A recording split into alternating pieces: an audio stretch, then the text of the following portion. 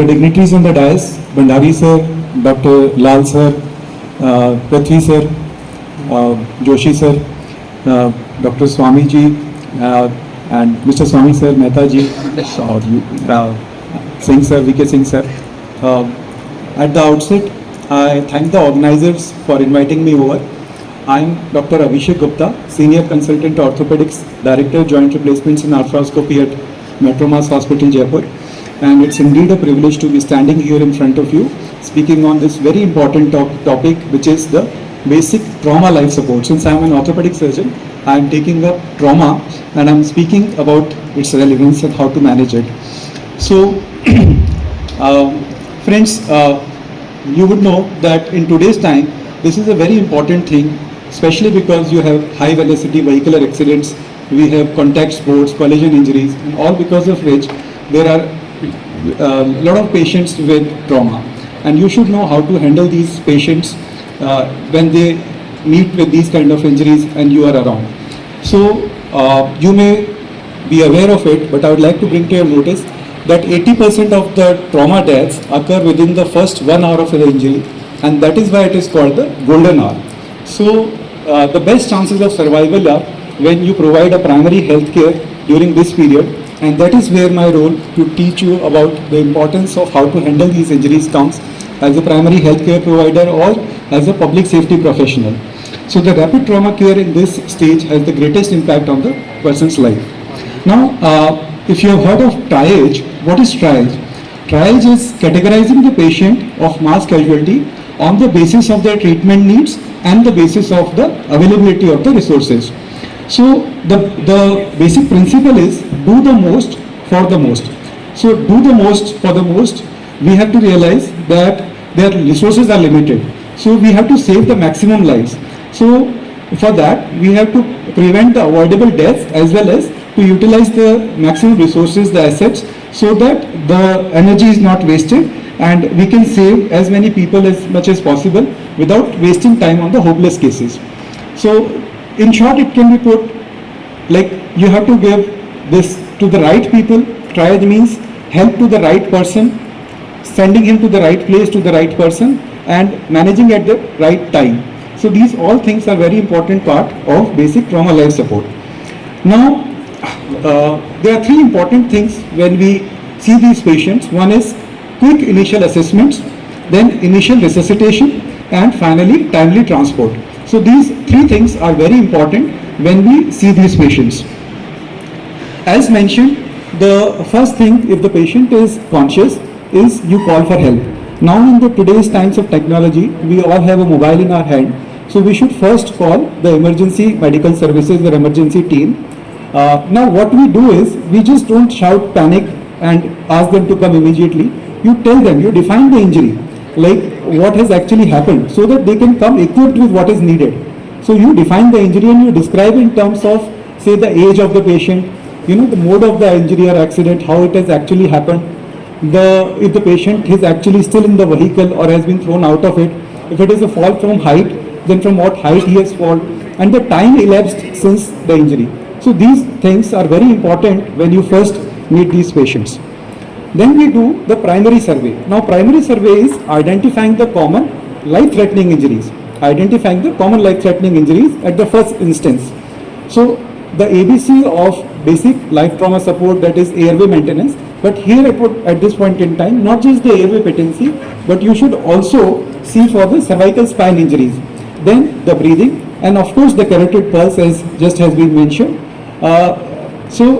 If the patient is having pulse but the respiration is undetectable, then you may choose to give 2 breaths every 5 to 6 seconds and then reassess every 2 minutes.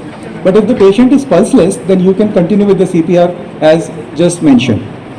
Then you need to check the neurological status of the patient and also the consciousness level. So to check the consciousness level, you speak to the patient and you assess if he is actually alert or if he is responding to verbal stimuli or painful stimuli, or he is not responding at all. So this will give you an idea about the level of consciousness of the patient. So in cases of trauma, it is very much advisable that you do not move the patient initially. So for any case of trauma, if the injury is above the level of the collarbone or the clavicle, or it is a multi-system involvement, multi-organ involvement, or if the patient's consciousness level is altered, then you should presume that this is a case of cervical spine injury and you should handle it accordingly. Towards the end of my presentation, I shall be demonstrating how you should handle or how you should immobilize a cervical spine injury or a spine injury patient, and how you should log roll and other things. Then external bleeding should be controlled. If there are active bleeders and external bleeding is there, then you should control it. The best way is to apply direct pressure on it. Then elevation of the limb may help, and in certain circumstances you may choose to put tourniquet. Although that is not really recommended, it should be generally avoided, but if it all need be to save the limb, you may choose to put a tourniquet, but for that you should monitor the time duration for this as well. Exposure of the patient is very important. Now if the patient is lying there and he is lying fully clothed, you will not be able to assess the injuries. So to assess all the injuries in a better way, you should first remove the clothes, and rather than trying to open the buttons, unbuttoning and everything, you should use a scissor and cut those off. It would be better if you can have a blanket or something around it so that the patient doesn't suffer from hypothermia. So also hemorrhagic shock, can be a precursor of hypothermia. So controlling the hemorrhage is very important, and hypothermic shock should be controlled. Then the patient should be splinted, of course, to control inflammation, pain, and to prevent the avoidable injuries to other organs. If the life-threatening condition limits, then the field intervention should not be more than 10 minutes. Then we do the secondary survey.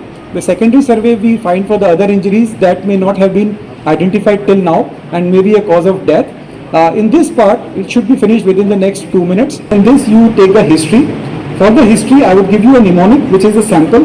That is, you see the symptoms of the patient, the allergies, the medications he is taken, the past history of the patient, medical and surgical, and the last meal that he had, so that we would know when he had the last meal in case he needs an anesthesia to prevent aspiration pneumonitis, or if he needs a surgery, and what are the sequence of events.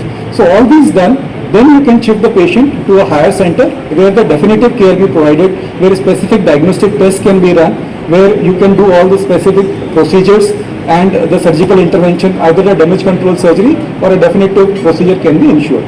So I would end my talk with the saying that by doing all this, you can add life to the minutes rather than any minutes to the life. So I hope this presentation would help you understand how to manage these trauma patients. And last 1 minute, I'd like to demonstrate, and that is very, very important, because in case of our late General Rawat, I saw the videos in which the way he was, taken away by the locals, and that really scared my health. Like, was he really alive when he was moved that way? So I'd just like to take a minute and show you how to handle these patients. And all of you, if you can, for those who are standing behind, can stand up and see how to handle these patients. So thank you, friends, again for listening out to me. And now I shall be demonstrating how to handle the spine injury patients.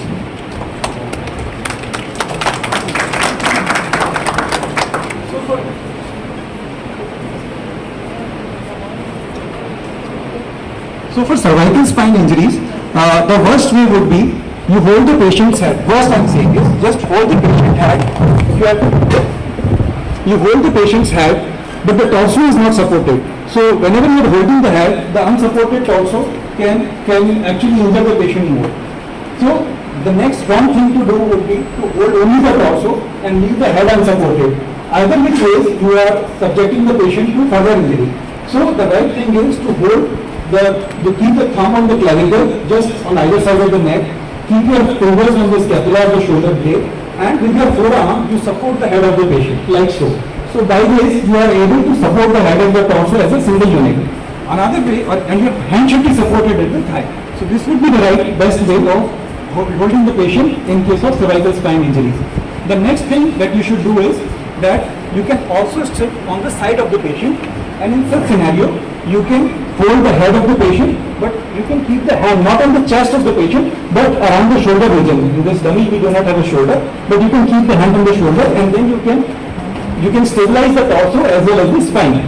Now one person should be holding the torso and the cervical spine stabilized, and the another person should slide the cervical collar underneath. So that way you can stabilize the patient and stabilize the cervical spine with a cervical collar. Soft cervical collars are of no use. Hard cervical collars, they should be used, and the different sizes of cervical collars are available for that. The next thing is to log roll. Now that is very, very important. Even in our surgeries, post surgeries, we see the patients are being shifted just like that. So what is log rolling?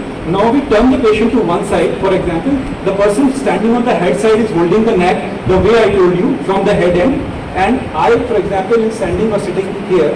So the person, you can assume, is sitting, holding the neck on one side, and I am holding it like so, with one hand on the patient's pelvis and one hand on the patient's shoulder. Now there should be another third person who should be keeping his hand across me, like so. So my one hand would be like this, and the another hand of the person should be like this. So this is the way of holding it well. So the person who is standing on the third position holds like so, and at a count of 3, everybody moves the patient to one side. So like so, you are holding it, and then at the count of 3, you all move it like so. Then slide a long hard board underneath the patient, and then again at the count of 3, you shift the patient onto the hard board, and then he is ready to move. If possible, you can put side supports on either side of the neck, and then the patient can be transferred to the medical care facility. So yeah, thank you so much for your patience.